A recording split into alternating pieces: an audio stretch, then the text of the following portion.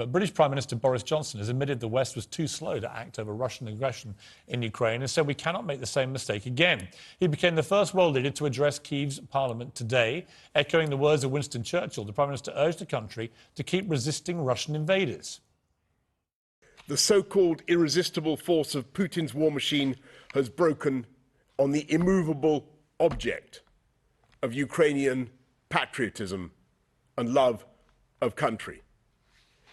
This is Ukraine's finest hour.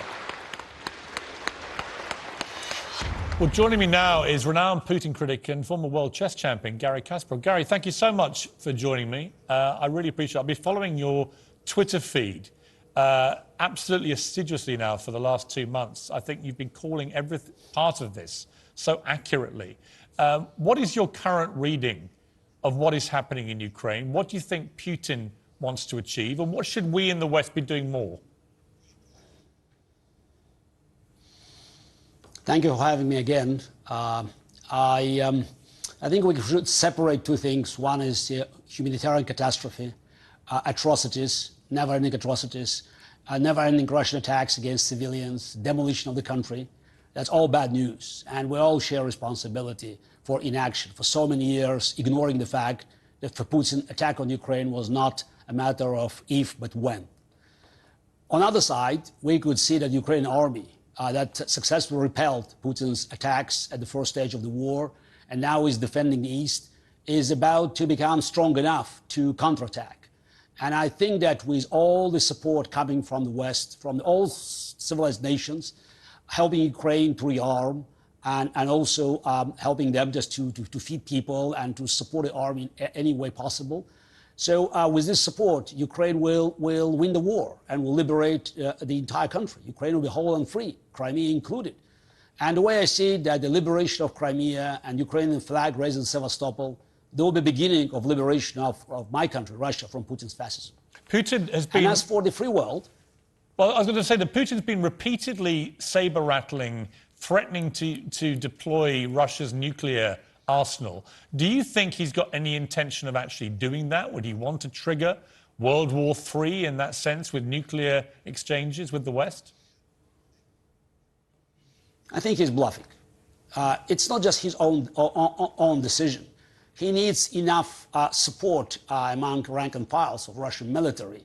And I doubt very much that there are many kamikadze, if any kamikadze at all, because they all understand, using even tactical nuclear weapons will not terrorize the West, will not put Western governments in panic, but it will invite an adequate response. And I think the whole idea of this nuclear bluff was to frighten Britain, Europe, America, and prevent them from supporting Ukraine. It didn't work out. And I think all the saber-rattling you hear now, it's a desperation, it's panic. And listening to Russian propaganda machine, I think they can feel that the end is near and Ukrainian army is about to start not just, holding the ground, but liberating their country. And Garry... And we all know from history that the military defeat of dictatorship, it's always the end of the dictator. Well, yes, and I absolutely hope that what you're reading of this is correct and turns out to be the case. It would be great to think that would happen. For you personally, you're one of the most famous people in Russian modern history. You were the greatest chess player. I'm a big chess fan. And you were by far the greatest, most successful chess player that there's ever been, really, in the world. You had to leave Russia, a place that reveres sports heroes like yourself, chess heroes. Do you yearn to go back in a post-Putin Russia? Would you like to go home? I think it's my duty, because Russia will need a lot of work to do to return to the family of civilized nations. We have to go through the process of exoneration, same as Germany did 80 years ago. And I think every person like myself will be very helpful. I believe that I can do a lot to help rebuilding my country and making it part of the global solution and no more permanent problem. And when you see, Garry, the furore about Wimbledon tennis at the moment, banning Russian and Belarusian players from competing at Wimbledon, do you agree with the targeting of Russian individuals in sport and culture and so on, or do you think that that's a misstep? It's a tough question because, as you said, I'm one of the most decorated Soviet or Russian athletes in history. But at the same time, I understand the emotions, not just Ukrainians, but of all other players by seeing Russians taking part in these competitions. As a compromise, I can offer only one solution.